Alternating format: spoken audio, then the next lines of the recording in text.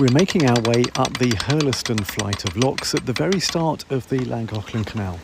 And to the right-hand side of the locks, as you come up, there's a huge embankment. And behind that embankment is a reservoir, because the Llangollen is used to transport water from North Wales into Cheshire. And that's what we'll be exploring on this edition of The Water Road.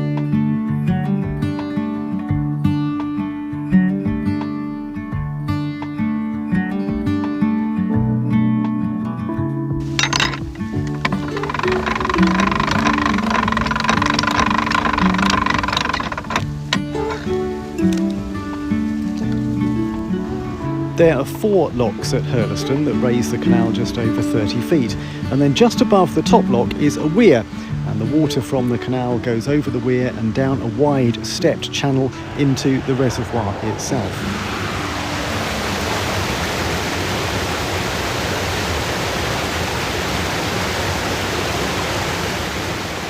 The reservoir covers about 21 acres and it's a haven for wildlife. There are grebe on the water today, as well as ducks and swans. And there are fishing points all around, and the local fishing group says that eel have been known to be caught here. And there's actually a footpath that runs all the way round the reservoir, so you can do a complete circuit. The first side gives you a view down the locks, and then when you get to the end, you're looking northeast and the views are fantastic. Off to the right, you can see the tower blocks and the warehouses of Crewe, and then a little bit off to the left, you can see the huge white dish of the telescopes at Jodrell Bank, which is about 15 miles away as the crow flies. And beyond that, you can see the hills in the eastern part of Cheshire and up to the Peak District beyond.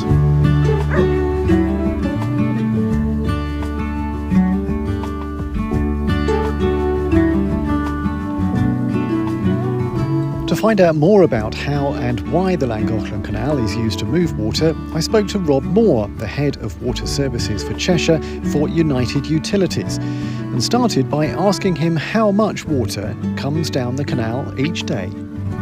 We have an abstraction licence from the River Dee that puts water into the Llangollen Canal, and that enables us to abstract up to 50 million litres of water a day. And that abstraction licence is continually reviewed and governed by Natural Resources Wales, who are responsible for managing all the water in the area that we're abstracting from.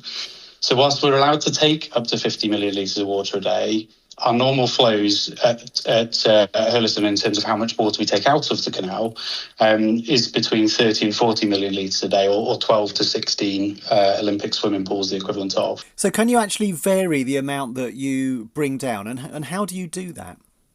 Yeah, so we work really closely with the Canals and Rivers Trust. So ultimately, they're the ones who control the flow down the canal through a number of different sluice valves that sit along the canal. And they also own the reservoir that, if you will, sits at the end of this system, and then we take our water out of to be treated. So all of the flows are kind of controlled and governed by the Canal and Rivers Trust, but obviously we have a really close working relationship with them to make sure that we're putting water in the right places when we need it. And the Llangollen Canal is nearly 50 miles long, so why do you bring the water such a long way? Are there no closer sources of water to here?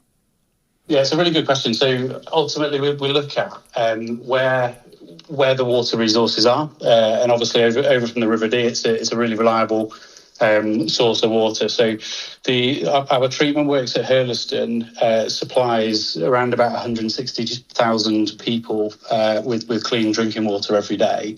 So to be able to get a reliable water source that's able to cater for that many people, that's ultimately where it comes from. So from the River Dee into the Llangollen Canal, out at Hurleston, and then into the taps for thousands of customers. So between entering the reservoir and leaving people's taps, there must be quite a lot of processes that the water goes through.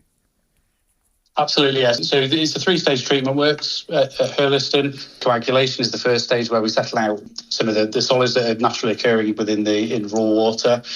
We then filter it to clean it and purify it, and then disinfect it to make sure that it's safe for the customers that will ultimately be drinking it. I mean, I wonder whether the people of Crewe and Nantwich realise that boats have been floating on the water that they're now drinking. Potentially, yes. And as you say, we take our water from all sorts of different sources over the regions, be that boreholes, impound and reservoirs that have kind of upland peatland and everything, and also rivers and canals as well. So the way that we've designed our treatment works is such that it treats that water to a really high standard, as I'm sure you'd expect, and then ultimately makes it safe for people to drink. And we go through a rigorous process of testing that water day in, day out, to make sure that it meets all the normal high quality parameters that we treat to, and that ultimately makes sure that it's safe for people to drink and consume.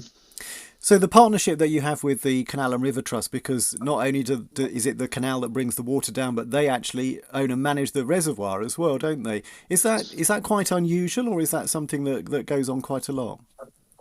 Yeah, it's pretty unique. I mean, we work in partnership with loads of different stakeholders and partners across the northwest in terms of managing our catchment. And the way that we see this is essentially it's an extension of our catchment. So that's all about how we collect our raw water, store it, and then make sure that it's available in sufficient supply to then be able to treat and service the customers that are fed off of that network. So it's not unusual in the sense that we're working in partnership with others to manage our catchment land, but we do work very closely with them in terms of managing the flows and controlling the flows, to make sure that there's enough water for people to drink, but also there's enough water in the canal for boaters like yourself to be able to enjoy recreationally as well. And of course, this summer has been, and the spring and summer have been really dry, and it's been causing lots of water shortages on the canal network. Have you been having to face problems because of the dry weather as well? Yeah, so it's a really good question. So England has experienced its driest March, April and May this year since the 1890s, which kind of puts it in perspective as to just how dry this summer has been. We've had the warmest and sunniest spring on record, with June being the warmest month for England. And now recently we've had the third heat wave of the year. So we've been working really hard to manage the water around the whole of the northwest. 98% of our network is integrated, and what that means is that we're able to move water around and bring it to areas that are most in need. And what we're trying to do is make sure that we're responsible in how we do this. So we don't want to over abstract. We don't want to take more water than we need. And we're part of our efforts to do that are also to help encourage and educate customers to be responsible in what they're using as well. That's Rob Moore from United Utilities. Well, a few weeks ago when I spoke to Dr. Adam Comerford, CRT's National Hydrology Manager, about the water shortages this summer, that episode is still available to listen to, we also spoke about the Llangollen and whether the use of canals as water transport could be used more widely.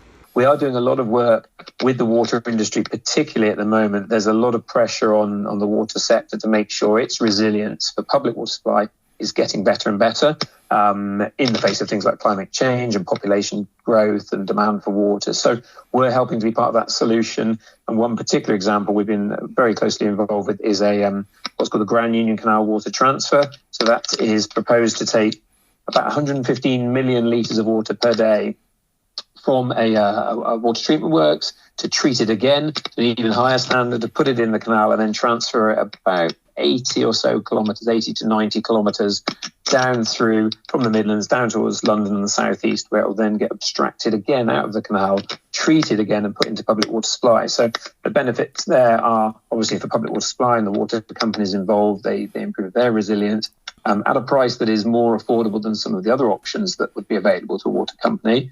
But also we get the investment into our infrastructure. We get the upgrades of our canal system. We get improved pumping stations. We get canal sections relined. We get embankments strengthened, and we get more computer monitoring and control of the water flows, which should ultimately help our boaters and customers and ensure that particular canal really is sort of super reliable in the future.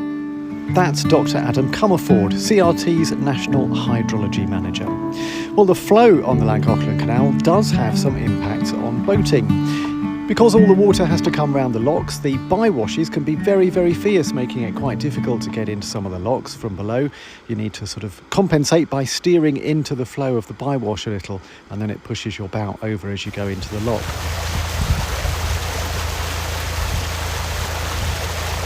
It also means it takes a bit longer to go through bridges when you're going upstream.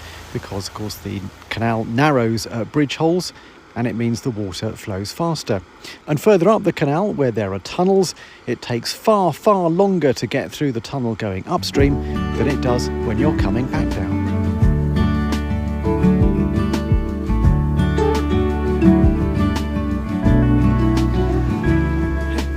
And that's all for this edition of The Water Road from Hurleston, right at the start of the Llangollen Canal.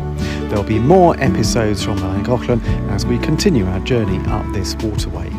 The podcast is produced and presented by me, Adam Porter. If you're enjoying what you're hearing, please do remember to give us a nice review, because it really does help other people find us. And if you haven't already clicked that follow or subscribe button, please do so, because it will alert you when new episodes are published. Don't forget that all previous episodes are also always available to listen to. Thank you for listening to The Water Road.